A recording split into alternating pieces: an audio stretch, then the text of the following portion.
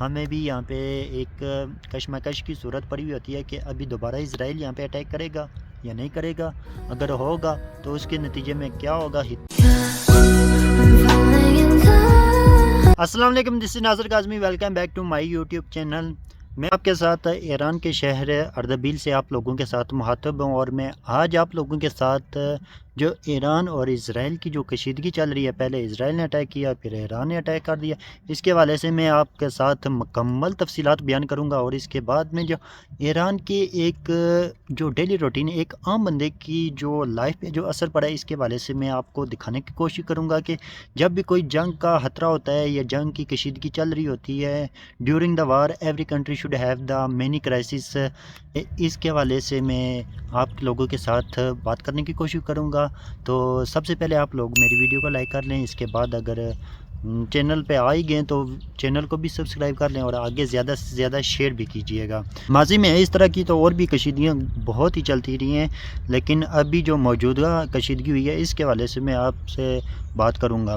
1 April کو جب اسرائیل نے ایران کی ایمبیسی پہ اٹیک کیا، جو دمشق میں ایران کی ایمبیسی موجود تھی، وہاں پہ اس اٹیک کے نتیجے میں ایران کے 11 لوگ مارے گئے تھے، جس میں ایک موسٹ سینئر جنرل بھی ان کا مارا گیا تھا، جسے IRGC جو ان کی جیش العدل ایک جسے سپاہی انقلاب بھی بولتے ہیں، IRGC کے حوالے سے میں اگر آپ کو بتاؤں تو وہی IRGC تھی یہ جس نے پاکستان پہ بھی اٹیک کیا تھا۔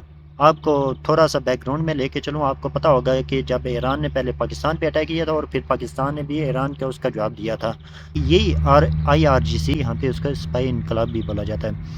تو یہ جب اٹیک ہو گیا تو اس کے بعد ایران نے بھی اسرائیل پہ اٹیک تو کرنا ہی تھا، اس کا جواب تو دینا تھا۔ UNO کا چارٹر 51 کے مطابق ایران کو حق تھا کہ اگر کوئی بھی کنٹری کسی کنٹری کی ایمبیسی پہ اٹیک کرتا ہے تو اس کنٹری کو ایک پورا حق ہوتا ہے کہ وہ اس کا جواب دے سکتی ہے، تو اس کے مطابق ایران نے اس کو جواب دینا تھا۔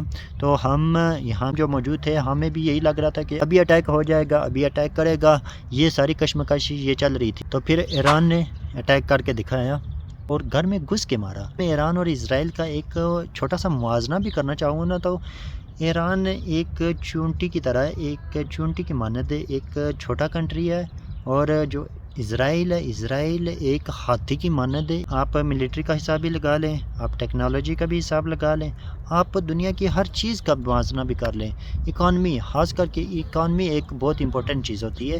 اکانومی کا جو حال ہے ایران میں، وہ ڈالر ابھی پہلے تو 55 اس طرح کچھ چل رہا تھا جب اٹیک ہوا ہے، اس کے بعد 65 67، اور جب اٹیک ہوا تھا اس دن 68,000 تومان پہ ایک ڈالر گیا تھا۔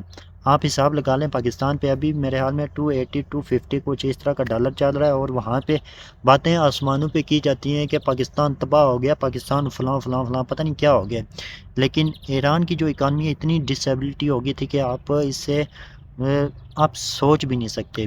سے ایران کے سپریم لیڈر آیت اللہ سید علی خامنئی نے یہ کہا تھا کہ اگر ہمیں کوئی ایک مارے گا تو اس کے بدلے میں ہم اس کو 10 ماریں گے۔ کچھ لوگوں کا یہ بھی ماننا ہے کہ جو ایران نے اٹیک کیا ہے کہ اس کے نتیجے میں کوئی بھی نہیں مرا، لیکن آپ جو اسرائیل ڈیفنس فورس ہے اس کے آفیشیل پیج پہ انہوں نے دکھایا ہے کہ جو ایران نے اٹیک کیا اس کے نتیجے میں ان کی ایئر بیس کا نقصان ہوا ہے۔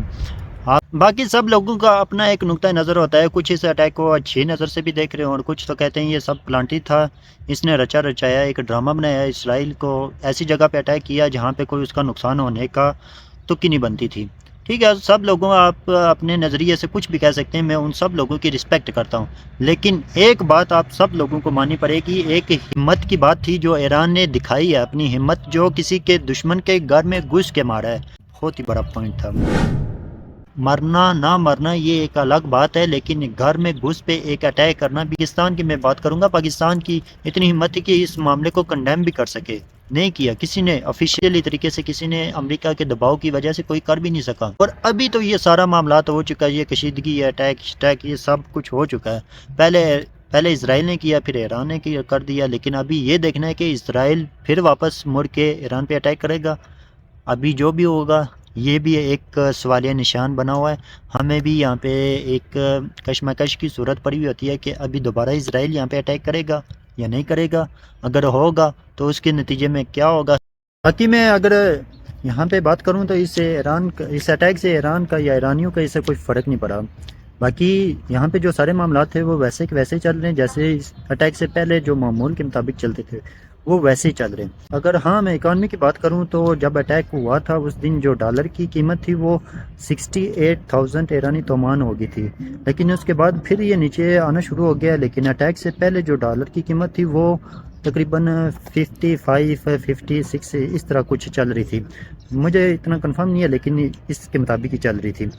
اور باقی جو سارے معاملات ہیں جو بھی روٹین کے معاملات تھے وہ ویسے کے ویسے ہی چل رہے ہیں. ان کی پارکنگ ویسے ہی بڑی ہوئی ہیں، ٹھیک ہے، جو سکول یونیورسٹیاں جو چیزیں تھیں وہ ویسے کی ویسے ہی چل رہی ہیں. میں یہاں پہ ایران میں رہتے ہوئے مجھے 3 سال ہی ہو گئے ہیں، جو میں نے 3 سال میں پہلے جو چیزیں دیکھی تھی وہ آج بھی ویسے ہی چل رہی ہیں. میں ابھی ایک ویسے بھی یہاں پہ پارٹ میں آیا ہوا بھی ہوں، یہاں پہ جو ابھی یہ جو چیزیں ہیں وہ میں آپ کو دکھاتا بھی ہوں. ایک نیچرل چیز ہے، جب کوئی کسی کنٹری پہ کوئی کنٹری اٹیک کرتا ہے تو اس کے بعد کے حالات چینج ہو جاتے ہیں. لیکن یہاں پہ کوئی واضح فرق مثلا ایک معمول کے مطابق ہی وہ چیزیں چل رہی ہیں.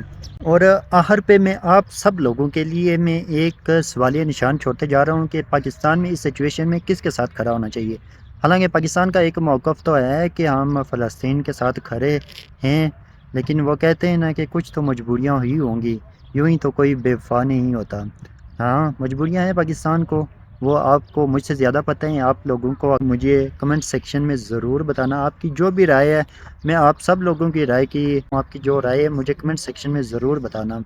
اور ایک سوالی نشان ہے بھی ہے، پاکستان کی جو اسٹرینتھ ہے، پاکستان کی جو پاس وسائل ہیں وہ ایران سے 100 گنا زیادہ ہے. پاکستان کی جو اکانومی ہے وہ ایران سے 100 گنا اچھی ہے. آج پاکستان کی آرمی بھی ایران کی آرمی سے 100 گنا طاقتور، بڑی اور اسٹرینتھ فل آرمی ہے اور وسائل بھی زیادہ ہیں، ٹھیک ہے. اور at the last but not least, okay, لاسٹ ویڈیو میں مجھ سے کسی نے کوسچن یہ پوچھا تھا کہ ایران میں رہنے کا کتنا خرچہ ہوتا ہے.